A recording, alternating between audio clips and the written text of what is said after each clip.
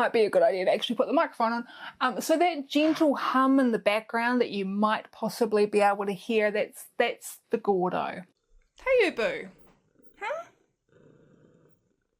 Yeah, you're just gonna sit there and look sad. Okay, fine.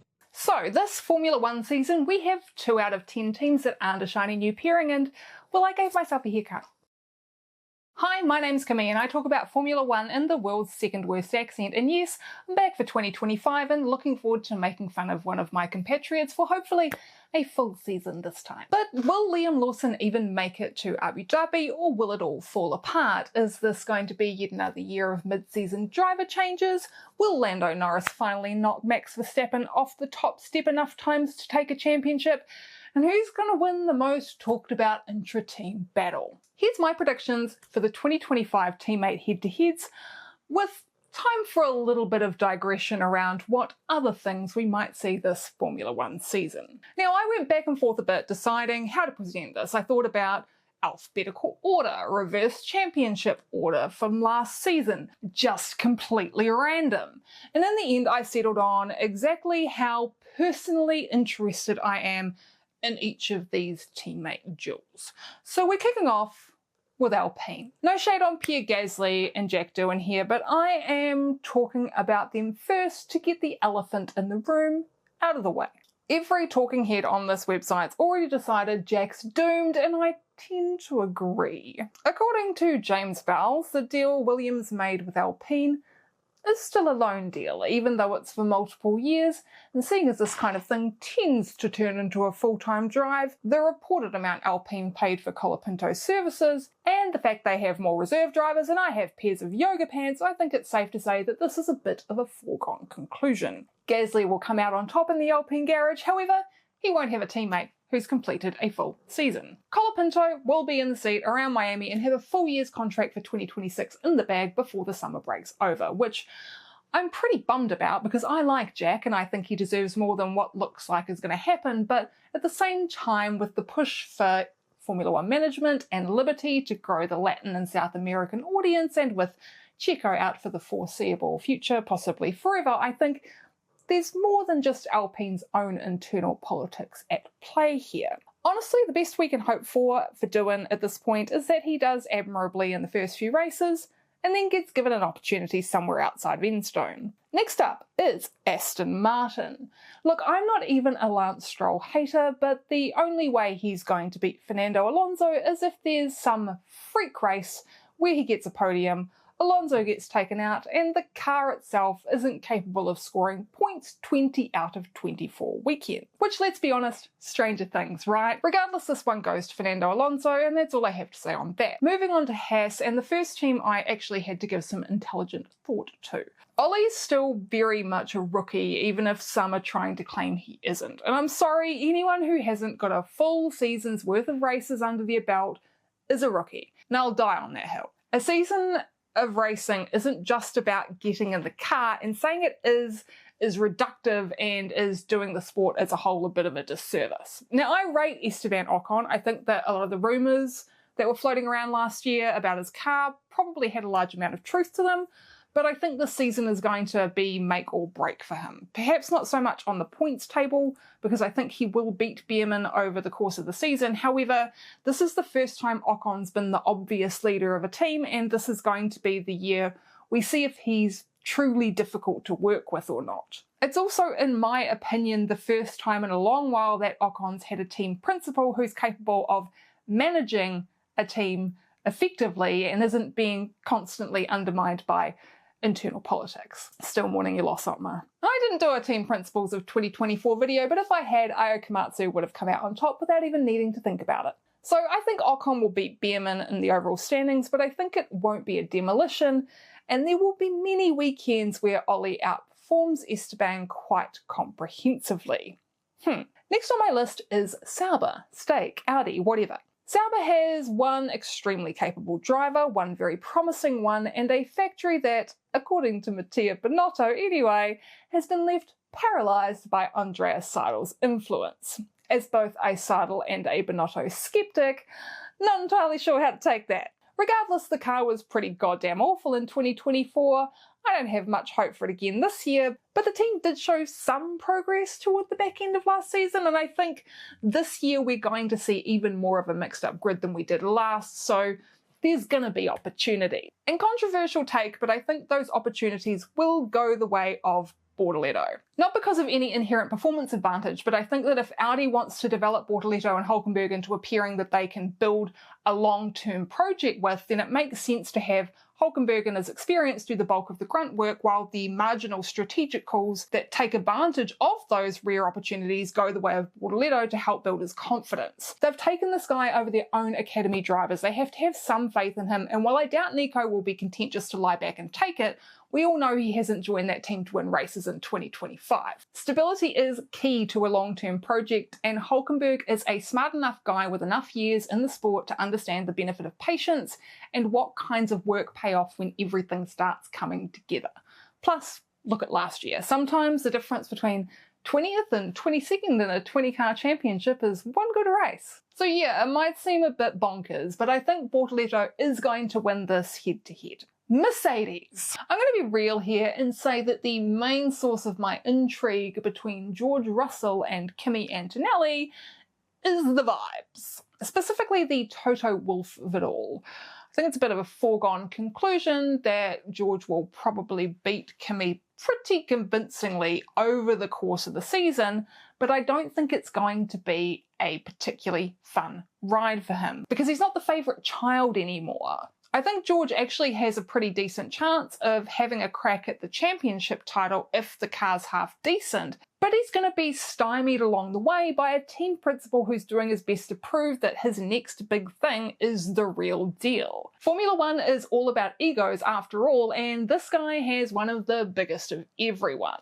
I have 600 subscribers. I know I'm never going to get an interview with Toto Wolff, but I guess that really puts the nail in the coffin. And that's your one reminder to be a good and subscribe to my channel. Next, we've got the double whammy, because I don't think you can talk about Red Bull without talking about Racing Bulls, which yes is their official name this year. Please dear God, just give us back Toro Rosso. As has been proven by near as makes no difference 2 decades of these teams being on the grid in their sister team iteration, they go hand in hand. If Liam Lawson manages to make it through an entire season as Max Verstappen's teammate, I don't think that anyone's under any illusion that he'll be remotely close to Max in the points. I think he'd be lucky if he finishes within 150, and that's considering I think Red Bull is going to be the 4th fastest car this year. Basically, I don't think Red Bull has any intention of producing a car that's not extremely difficult to drive, and will be entirely focused on maintaining something that Max can work around and still put on the podium regularly, while putting the rest of all their eggs in the 2026 basket. Because let's be honest, they don't so much need the prize money as they need time in the wind tunnel. As long as Max is competitive for the championship and Lawson isn't sticking it in the wall every session, that's all they need. Christian Horner likes to say that the Constructors' Championship is a priority, but I think when you look at the bigger picture and his actions over the last couple of seasons, that's a whole lot of lip service and a way to justify swapping and dropping drivers to fit any specific purpose at any specific time. So talking of swapping and dropping, how about Tsunoda and Hadjar? This is very much a do-in situation, without the inevitability. Arvid Lindblad has a super license. If we see him doing FP1 outings any time in the first half of the season, I am absolutely certain we will see him in Hadjar's seat come Zandvoort, regardless of how competitive he is in F2.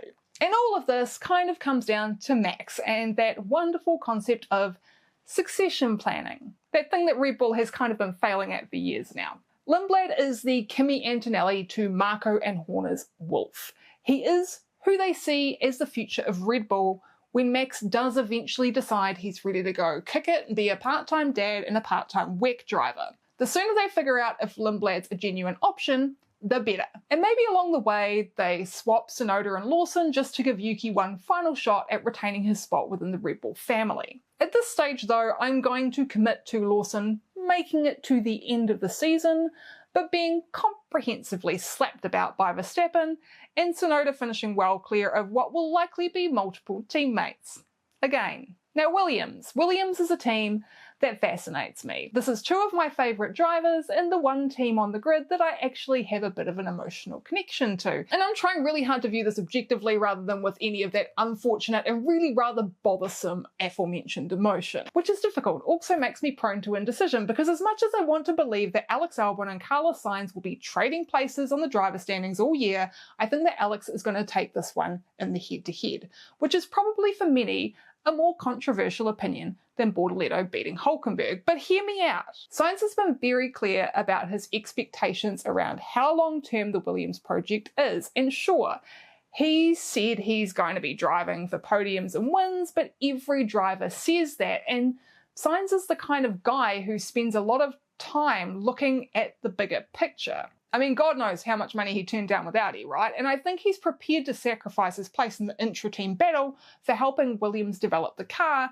and the performance of the team as a whole. And that's not to say that Alex Albon doesn't have these skills, but when you look back on their history as drivers, Carlos Sainz is the one with a clear reputation of pushing teams forward, which has never really meant demolishing the guy on the other side of the garage. In their 2 seasons as teammates, Sainz first beat Norris pretty comprehensively in 2019 when Lando was still a rookie, but in 2020 that gap closed to just 8 points, despite Sainz being the more experienced of the two.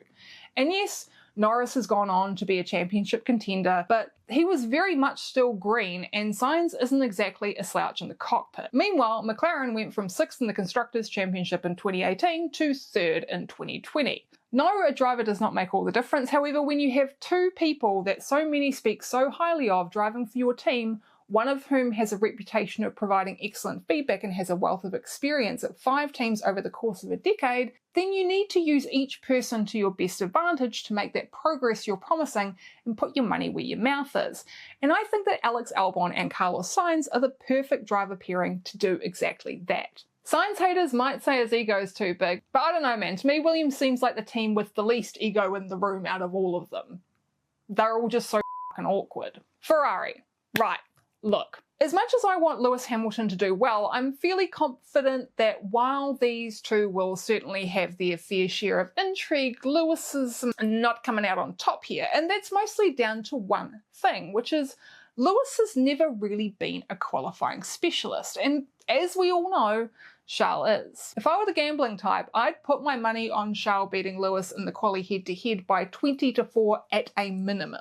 Now, Lewis has shown that his race pace is still there, however, quali has become more and more of a struggle, and I think that while a lot of that has been down to the Mercedes just being a genuinely really bad car, some of that has to be Lewis. And Charles Leclerc isn't exactly terrible come Sundays either, is he? So where's this going to end up? The thing is, I think Ferrari's going to win the Constructors' Championship this year. I think there's going to be some factors from other teams that will mean Ferrari will sneak in with just enough points come December to take that particular prize. And don't think the gap between Charles and Lewis will be massive either. After all, with a field as tight as what we're expecting for 2025, you can't have massive points differentials like with Red Bull in 23. But I do think Charles will win this head-to-head, and I do think it will be enough of a margin for it to be decided before Abu Dhabi. Team LH, please don't come for me. The reason I started getting up at 2 in the morning to watch races was because of Lewis Hamilton, okay? I'm a fan.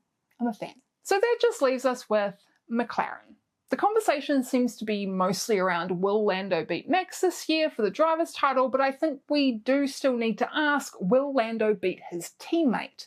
And the answer might seem like an obvious duh, but I'm not so sure, and I think it's all going to come down to who's ahead come Miami. If, like in past years, Oscar shows he's still making a hell of a lot of progress year on year and he gets his qualifying sorted out, then he's going to be giving Lando a real run for his money when it comes time for McLaren to decide who's going to get the strategy and resources behind them for the remainder of the season. Because surely they learned from last year, right? They had to, right? I'm still going to put my tick in the column for Lando here, however, that comes with a caveat, and that is that I think it's highly likely we're going to be in yet another situation where these two drivers are taking points off one another and McLaren is paralysed by their overwrought and frankly irritating need to be seen as playing fair. And the result of all of this is that Ferrari will win the Constructors, Charles will win the driver's title, and Lando will end up in 4th behind Max and Lewis. Hot take. Although in fairness, I can see the season going into the final triple header with 7 drivers still mathematically in contention for the title.